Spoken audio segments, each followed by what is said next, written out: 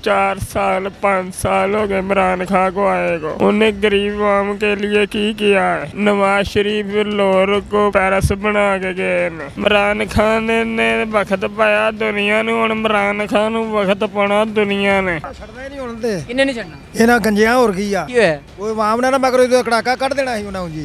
आवाम नूं छड़ा लिया रौला पा पू के। किसको कसूरवार ठहराते हैं जो कुछ मुल्क में चल रहा है? खान ही है बस।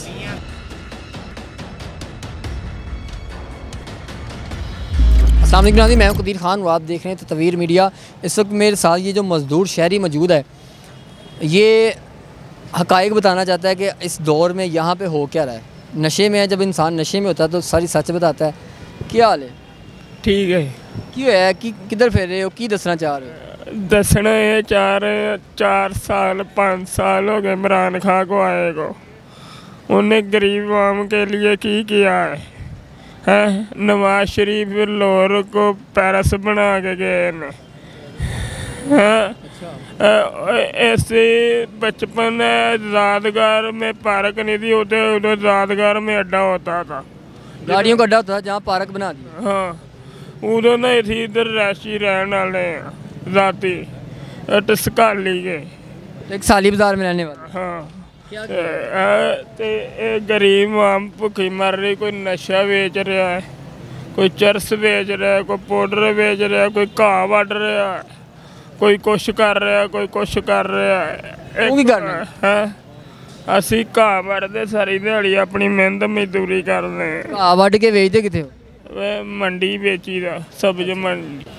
सब्जी मंडी? हाँ जी। तो कितने पैसे कमा लेंगे? हैं कितने पैसे कमा? 400-500 रुपया कमा ली दा। 100 रुपये की पंड पट्ठे की बेची दी एक बाटी। ते ओ 400-500 फिर नशा कर लीदा? नहीं, खाना खा ली दा। आप तमाम लोगों को, गरीबा लोगों को 100-100 रुपया दे दी दा। क्या बात है, क्या बात है। लोगों की मदद करते, लोगों को खाना खवाते। हाँ, बड़ी अच्छी गल। नशा नहीं करते, चेक कर सकते। चेक करें जी, बिल्कुल ठीक है। बस वैसे ही इस टाइम नशे में लग रहा है। तो की वजह फिर नशे से क्यों लग रहे हो? आवाज़ क्यों इस तरह की? नशा तबीयत नहीं सेट हमारी। क्या हुआ? बुखार कल का चढ़ा है ना। इमरान खान ने वक्त पाया दुनिया ने, हुण इमरान खान नूं वक्त पाना दुनिया ने। वक्त पिया होया है? नहीं, वो हली नहीं होना।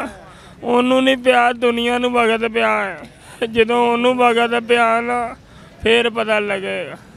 वक्त पाइएगा? हाँ, वक्त पाइएगा, एक बारी पता ला। छड़ना ही नहीं हुण ते किन्ने नहीं छड़ना इन्हां गंजियां होर की आ क्यों है? ओए आवाम ने ना मगर इहदा कड़ाका कट देना ही उन्हां जी। आवाम नूं छड़ा लिया रौला पा पू के, नहीं तो कड़ाका निकल जाना ही मार खा। सारे लीडर ਨੂੰ ਛੱਡਦੇ ਜਾ ਰਹੇ ਨੇ, ਕੀ ਕਹੋਗੇ? ਆਹ ਤੇ ਉਹਦਾ ਕੜਾਕਾ ਵੀ ਨਿਕਲਣਾ ਤੇ ਸਾਰੇ ਛੱਡ ਹੀ ਜਾਣਾ ਇਹਦੇ। ਫੜ ਫੁੜ ਲੈਣੇ ਐਮਐਨਏ ਪੀਓ ਦੇ ਨਾਲ ਤੇ ਸਭ ਫੜੇ ਫੁੜੇ ਗਏ। ਜਿਹੜਾ ਕਹਿ ਰਿਹਾ ਮੇਰਾ ਪਾਰਟਨਰ ਤਲਕ, ਕੋਈ ਨੂੰ ਛੱਡਦੇ ਜਾ ਰਹੇ ਨੇ। ਆਹੋ, ਇਹਨੇ ਛੱਡਣਾ ਨੇ ਤੇ ਜਿਹੜਾ ਆਂਦਾ ਉਹਨੂੰ ਅੰਦਰ ਕਰੀ ਜਾਂਦੇ। ਸਾਡੇ ਕੋਲ ਨਾਰੰਗ ਉਹ ਚੁੱਕਿਆ ਗਿਆ। ਉਹ ਵੀ ਇਹਦਾ ਇਮਰਾਨ ਖਾਨ ਨਾਲ ਦਾ ਸਭ ਚੁੱਕੇ ਗਏ, ਸਭ ਚੁੱਕੇ ਗਏ ਨੇ। ਸਾਰਿਆਂ ਦੀ ਛੁੱਟੀ ਹੋਣ ਜਾਣੀ। ਇਮਰਾਨ ਖਾਨ ਦੀ ਛੁੱਟੀ ਮੈਂ ਕਰ ਦੇਣੀ ਆਪ ਨਾ ਖਲੋਤਾ। ਕੀ ਕਹੋਗੇ ਖਾਨ ਸਾਹਿਬ ਨੂੰ?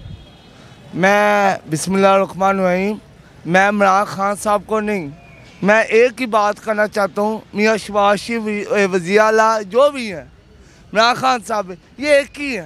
सब एक ही हैं, सभी एक है। बस बात ये है, वहाँ का नहीं सोच है, वहाँ भूखी मारी है, क्या हो रहा है?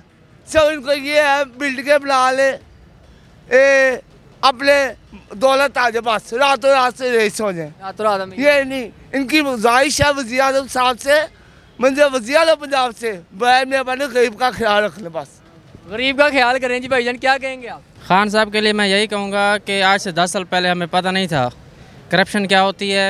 नई जनरेशन को उन्होंने आके इन्फॉर्मेशन किया है कि हमें मोटिवेट किया, हमें पता चल गया अब चोर कौन है, हक का रास्ता कौन सा है। क्या कौन चोर है? अब आपके सामने ही है। महंगाई 150% ज़्यादा हो गई है इसी एक साल में। किस चीज़ की कमी थी 2018 में?